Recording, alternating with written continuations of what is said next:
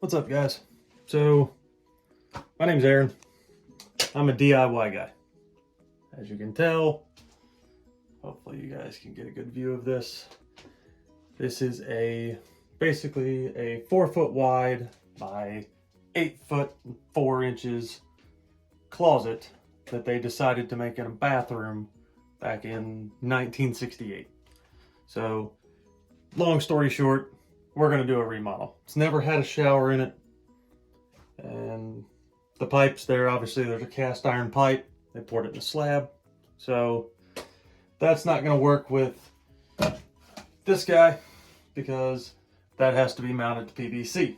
So you can't glue PVC. Cast iron, you can. You got to use some type of epoxy, and I'd rather just take out the floor, replace that drain with PVC, and make things a whole lot easier for when we put the shower pan in and all that fun stuff. So kind of starting this right in the middle of the project. I already did the Durarock, took out the old drywall, all that fun stuff. Not a big talker. So what we're going to do is we're going to do this the non-saw cutting way. We're going to take that hammer drill down there. See if I can get you guys a better view. That guy right there. And we're going to honeycomb all the way around that drain. Hopefully we don't drill into the drain, but if we do, not a big deal because I'll just cut further back. At least I'll know where it's at, because right now at this moment, the lighting is awful. I can't tell where that goes. So we don't know if it goes that way, we don't know if it goes that way, it ties into the toilet, like, got no idea. So lots and lots of fun. I put in the bench. Kind of wish I'd have videoed that too, because that was a fun little process. So again, without further ado, we're going to measure out so many inches, figure that out when I get down there, and start making our holes. And then we'll take that dude right there and start chipping away. Don't know how thick the slab is either. All I know is all the electric is up there. So yeah, fun guys. All right, without further ado, we're gonna go ahead and do that. And also, guys, just to let you guys know, eye protection, ear protection. Don't have to, but you're gonna want to. All right.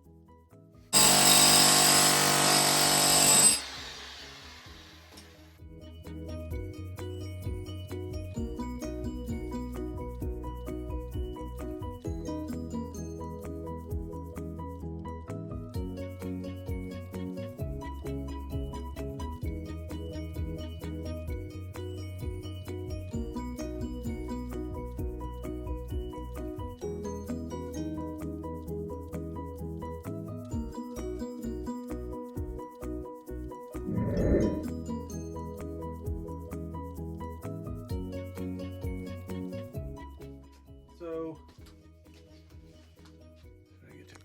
basically what I've done, hopefully I get you a better view, is we drilled it, honeycombed it. Took a little while. Again, guys, I apologize. I'm not a professional YouTuber, and I'm not a professional plumber, remodeler, whatever it is. So what I did was I went around and honeycombed, and we took that chisel bit. Didn't quite work out like I had planned, but it kind of made me a score line. So again, no cutting, no wet saw, no water, no whole lot of dust. There is a little bit of dust. If you want to wear a mask, knock yourself out. But we got down, we scored a line. There's another bit that comes with this hammer drill, chisel bit. There's actually a jackhammer bit that comes on it. It's like a pencil bit. Probably gonna switch it out here in just a second and see if it does any better, see if we get any better results any faster. So stick around, be right back. All right guys, and we're back. So, was not a chisel bit in this one, or a jackhammer bit or anything like that. The only thing I've got is the spade, but did find this guy. And he's quite a bit bigger in diameter, so we're gonna try it. Stay tuned.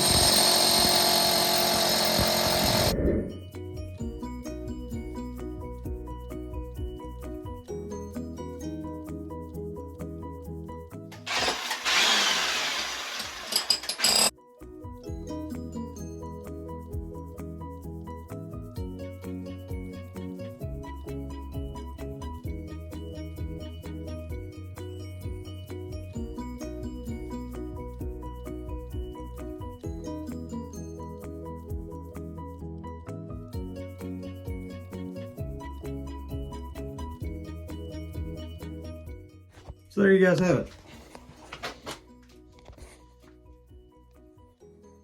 We're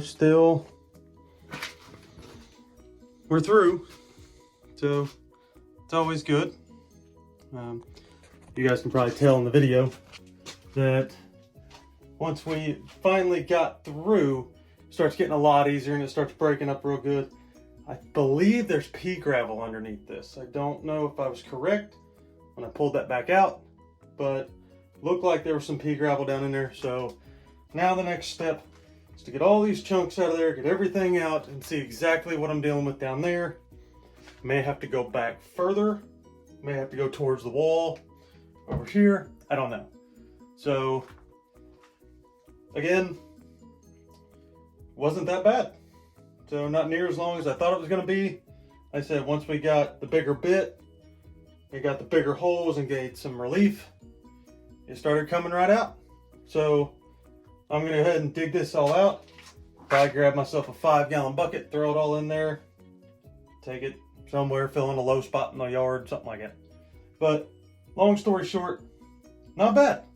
So I'm gonna start cleaning this up, and I'll be back once I get it cleaned up and figure out what else is going on. All right guys, so long story short, not really a long story, but we'll get into it just a little bit.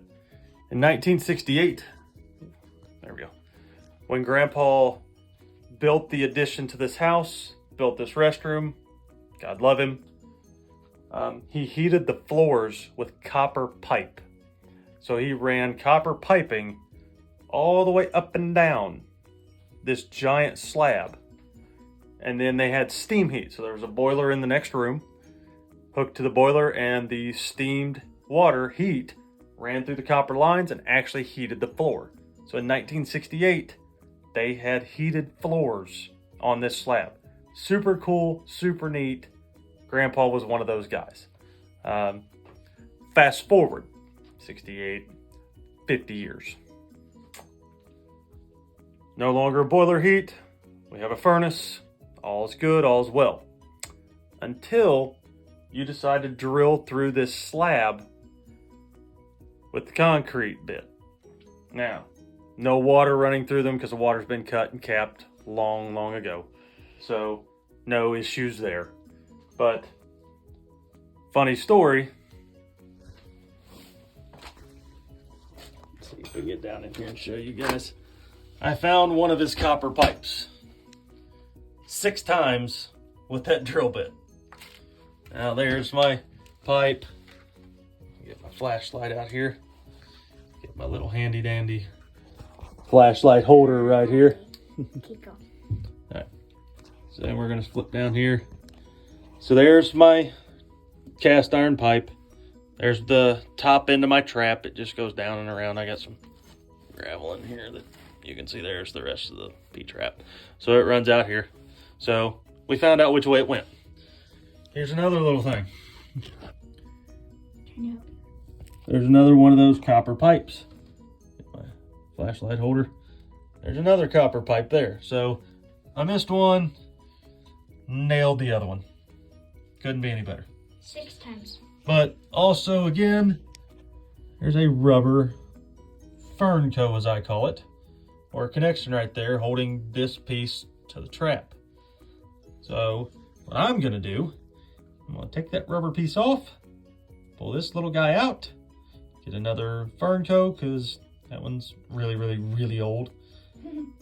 Put a new one in, and put a new PVC pipe in, so that way, whenever we go to put my pre-sloped styrofoam floor in here, which is a later date, I'll have PVC to where I can cut it to length, and it just makes things a whole lot easier. So, all right. Thanks for watching, guys. Again, I don't know everything. I'm not a professional. We're just DIYing it. We're just going as we go. So, we'll see you guys here in a little bit. Bye. All right, guys. So that's going to do it for this video. We got the hole in the floor, as you guys can see down there. That's what we were trying to do, figure out where the pipe goes, what we're going to need to do to change that over to PVC. Obviously, we found out what we need to do, know where we're going with the project, so the next video will be taking that off, putting the PVC in, and hopefully getting started on the floor. So, if you guys liked what you saw, if it helped you out, hope so. It's great. If you guys want to subscribe, knock yourselves out. All right, we'll see you guys again.